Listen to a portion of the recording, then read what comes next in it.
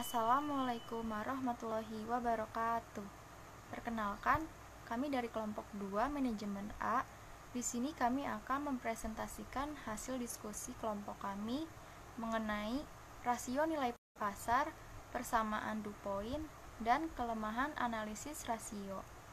Sebelum kita lanjut ke pembahasannya, kami akan memperkenalkan diri terlebih dahulu.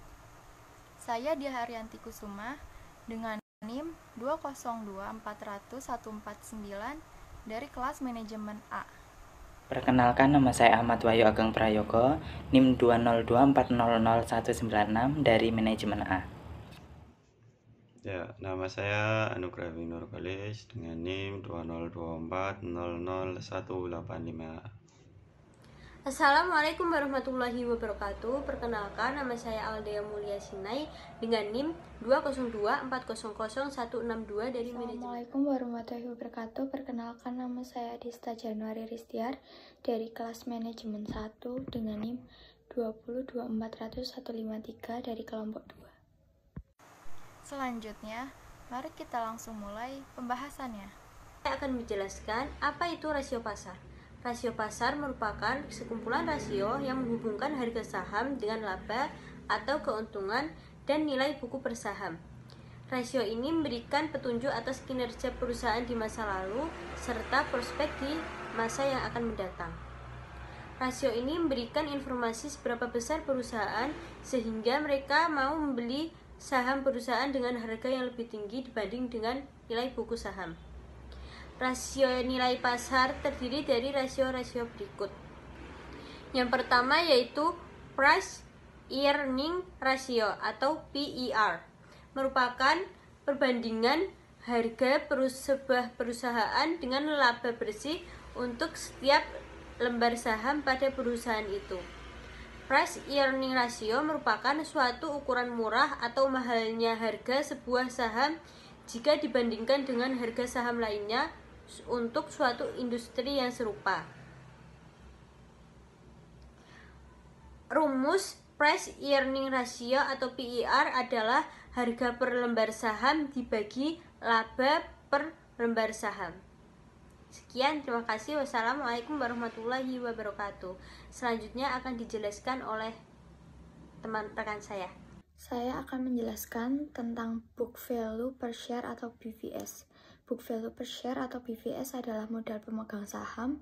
Modal pemegang saham adalah jumlah aset-aset perusahaan dikurangi dengan kewajiban.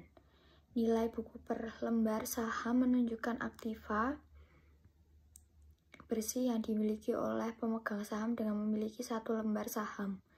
Nilai buku per lembar saham sama adalah total ekuitas dibagi dengan jumlah saham yang beredar. Book value per share atau BVS sama dengan total ekuitas perusahaan dibagi dengan jumlah saham yang beredar. Selanjutnya adalah price book value atau PBV. Price book value atau PBV adalah perhitungan atau perbandingan antara market value dengan book value suatu saham.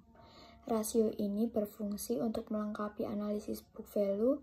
Price book value merupakan suatu nilai yang dapat digunakan untuk membandingkan apakah saham lebih mahal atau lebih murah dibandingkan saham lainnya. Price book value atau PBV sama dengan harga pasar dibagi dengan nilai buku. Slide selanjutnya adalah persamaan DuPoint yang akan dibacakan oleh Ahmad Wahyu. Tempat dan waktu saya persilahkan. Baik, di sini saya akan menjelaskan DuPoint System. Dalam buku milik Syamsuddin pada tahun 2009, halaman 64 dijelaskan, DuPoint System adalah Return on Investment atau ROI yang dihasilkan melalui perkalian antara keuntungan dari komponen-komponen sales serta efisiensi penggunaan total aset di dalam menghasilkan keuntungan tersebut. Return on Investment atau ROI dalam buku milik Syamsuddin pada tahun 2009 halaman 63 dijelaskan, ROI merupakan pengukuran kemampuan perusahaan secara keseluruhan di dalam menghasilkan keuntungan dengan jumlah keseluruhan aktiva yang tersedia di dalam perusahaan.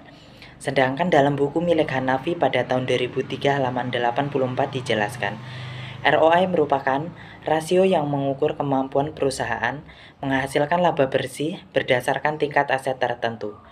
Rasio ini digunakan untuk mengukur efektivitas dari keseluruhan. 1. Return on Investment atau ROI dapat dihitung dengan menggunakan DuPont System, yaitu ROI sama dengan laba bersih sesudah pajak dibagi penjualan dikali penjualan dibagi total aktiva dikali 100%.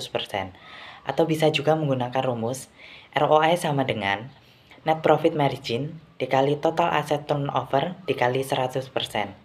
Yang kedua ada Return on Equity atau ROE, dapat dihitung dengan menggunakan DuPont System, yaitu ROI sama dengan Net Profit Margin dikali total asset turnover dibagi 1 dikurang DIP ratio dikali 100%.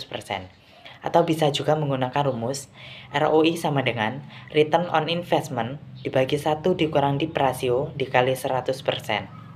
Baik, di sini saya akan menjelaskan mengenai kelemahan analisis rasio. Baik, dalam kelemahan analisis rasio, menurut Teguh Mirza dan Ibu S pada tahun 1999, ada beberapa kelemahan. Yang pertama, adanya distorsi karena laba yang dimasukkan tidak memasukkan unsur biaya modal ekuitas. Yang kedua, laporan keuangan dari suatu perusahaan yang memiliki sejumlah divisi dari industri yang berlainan akan sulit dibandingkan dengan perusahaan lain atau dengan data suatu perusahaan lain. Dan yang ketiga, terjadinya distorsi karena pengaruh inflasi dan penggunaan data historis dalam akuntansi. Kemudian, kelemahan analisis rasio yang selanjutnya, yang keempat, laporan keuangan tidak dapat berdiri sendiri, tetapi harus didukung oleh catatan atas laporan keuangan itu. Informasi ini harus dicermati karena mungkin memuat potensi masalah yang dapat sangat mempengaruhi kondisi keuangan suatu perusahaan. Yang kelima, adanya praktek window dressing tentunya membuat laporan keuangan terlihat bagus. Yang keenam, perbedaan dalam perlakuan akuntansi dapat menimbulkan distorsi dalam membandingkan rasio. Dan yang terakhir, atau yang ketujuh, kesulitan dalam menginterpretasikan hasil analisa. Misal, quick ratio yang tinggi apakah bagus karena kuatnya likuiditas perusahaan atau justru jelek karena perusahaan memegang kas yang berlebih yang justru tidak produktif. Sekian, terima kasih.